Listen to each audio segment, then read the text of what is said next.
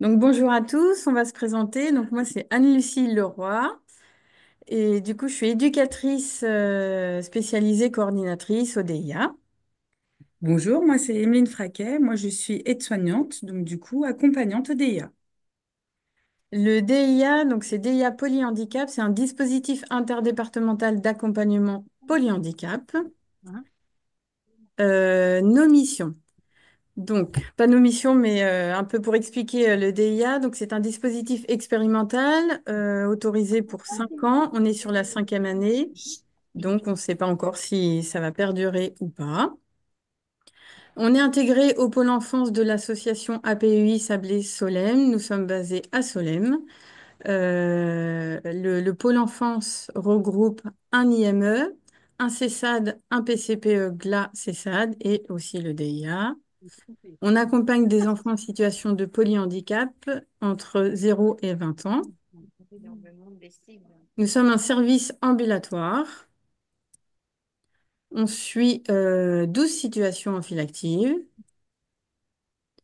et les enfants rentrent sur des notifications MDPH. Alors, on n'est pas encore tout à fait reconnu dans les départements, donc enfin, les enfants rentrent parfois avec une notification CESAD qui se transforme en notification DIA. Alors notre périmètre d'intervention, donc on est basé à Solem, on intervient en 45 km autour de Solem. Donc en fait, on intervient aussi bien sur la Mayenne, sur la Sarthe que sur le Maine-et-Loire. En sachant que les situations actuelles sont plus, enfin on est plus connu sur la Sarthe.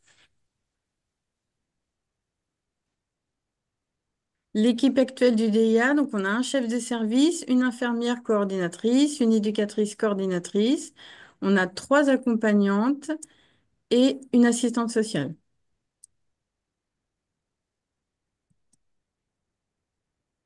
Alors nos missions, c'est de promouvoir l'inclusion dans les dispositifs de droit commun. Donc, en fait, on intervient au niveau des écoles, des espaces culturels, de loisirs et de vie sociale. Également, de suivre et organiser le parcours de chaque enfant ou du jeune adulte. Donc, dans la coordination, aussi bien sur le plan médical, paramédical, éducatif et également social. Nous proposons des accompagnements individualisés. Nous proposons une orientation adaptée.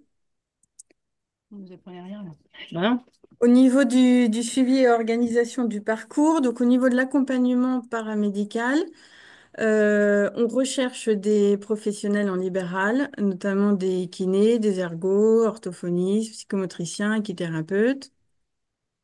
On met en place les conventionnements avec les libéraux. On met en place aussi les transports adaptés pour emmener les enfants de l'école ou alors de la maison jusque vers le cabinet des libéraux.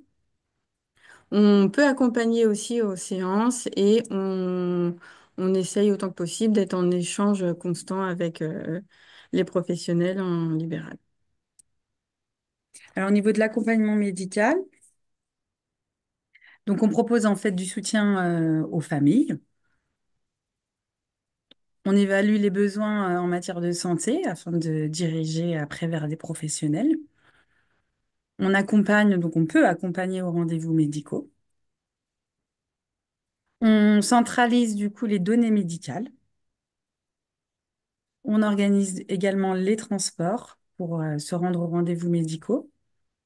Et on échange avec nos divers partenaires, donc comme le Centre de l'Arche dans le 72, le Centre des Capucins dans le Maine-et-Loire, le CH du Mans, d'Angers, les médecins traitants, le médecin scolaire et le CAMS 53, 72 et 49.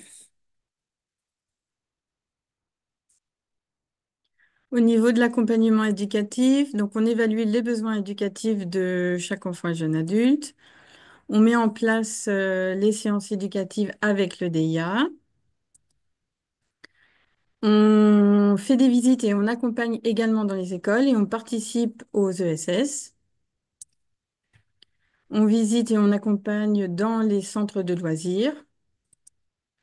On accompagne aussi les séances avec les paramédicaux. On propose aussi des visites et accompagnements à l'IEM, IME et EEAP.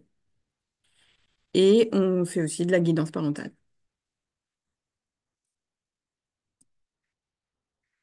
Au niveau de l'accompagnement social, donc il y a une évaluation des besoins sociaux des familles,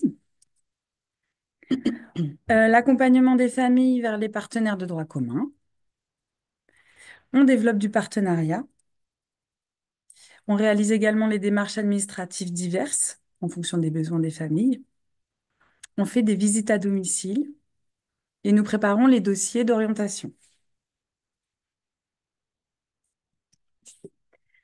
Et du coup, notre spécificité au sein du DIA, c'est que nous avons trois accompagnantes qui proposent des séances individualisées ou en groupe avec chaque enfant.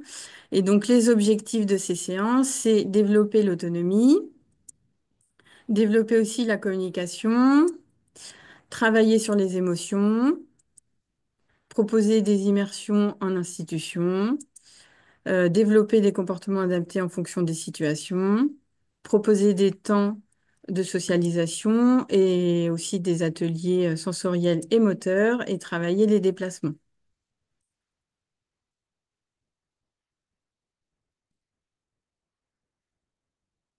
Alors là, on vous a mis un petit peu des petites photos et des exemples en fait de l'accompagnement individualisé au DIA.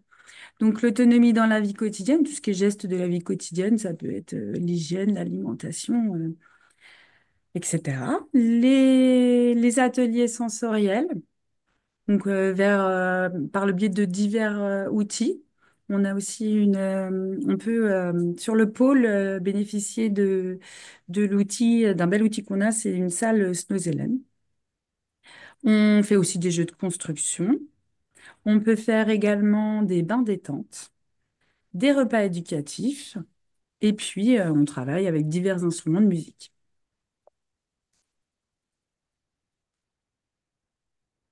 Donc, on travaille également la motricité, enfin, avec divers outils. On travaille le transvasement, la peinture, les déplacements et les jeux d'eau. C'est un exemple hein, de tout ce qu'on fait parce qu'on peut proposer, enfin, en fonction de l'enfant, on Mm. propose. Des besoins de Ouais. l'enfant, de l'autonomie, d'où il en est arrivé en fait, et ce qu'on peut développer. On fait aussi des accompagnements individualisés sur l'extérieur. On peut aller en course avec les enfants, on fait des sorties nature, on va aussi à l'équitation avec une équithérapeute. On peut proposer des ateliers à la ferme. On va également à la piscine. On a fait plusieurs ateliers de médiation animale. On fait diverses sorties et beaucoup avec des animaux, mais on peut aller dans les zoos, les parcs et encore équithérapie. On fait plusieurs fois équithérapie dans la semaine avec les enfants. Et on a aussi accompagnement avec les partenaires. Donc là, c'est la première photo, c'est accompagnement à l'école, dans une classe Ulysse TFM au Mans. La deuxième photo, c'est accompagnement dans une école ordinaire avec ANSH. On est beaucoup en soutien des AESH pour proposer des activités adaptées. Et puis aussi, les AESH ne sont pas forcément formés au handicap physique. Et donc, on est là en soutien aussi pour apporter de nouveaux matériels, expliquer comment ça fonctionne. Et on fait aussi des immersions dans les IEM et les IME. Les immersions, ça permet une orientation pas plus rapide, mais peut-être plus facilitée dans les IEM et les IME. Donc on peut, là par exemple l'année dernière, on a été toute une année des matinées avec les enfants et ce qui a permis deux orientations facilitées dans l'IEM. En fait, l'enfant connaît beaucoup mieux la structure et les professionnels aussi, donc plutôt très intéressant. Et enfin, si vous voulez nous contacter, on a laissé nos coordonnées. Voilà pour notre présentation.